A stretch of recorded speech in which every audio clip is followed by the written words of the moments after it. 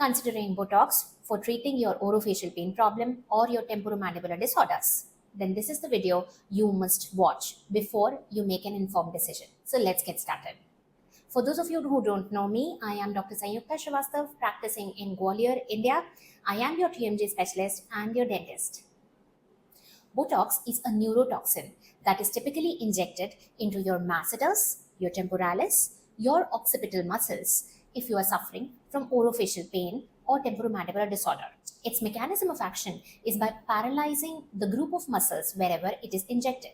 So it basically reduces the force of contraction of the entire muscle, causing pain relief. It takes about 2 to 3 weeks for the effect to kick in, and the effect lasts for 3 to 4 months. You develop antibodies for Botox, and that is why you need to repeat these injections more frequently in case you do not address the cause. The pain-free periods keep decreasing between the subsequent injections in Botox treatment. So it is always advisable to find the cause and address it as well, besides taking Botox for pain relief. As you must have understood, Botox is a temporary treatment and it just provides you symptomatic relief. That is, it gets you rid of pain without treating the cause. Botox can, however, not be injected in muscles like medial pterygoid and lateral pterygoids, which are the deeper muscles and which are very commonly involved in temporomandibular disorder pains.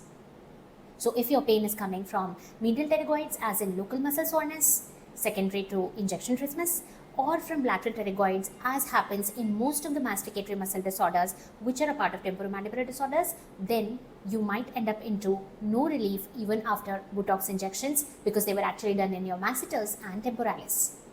Botox is expensive, so you need to consider the repeated cost of your investment.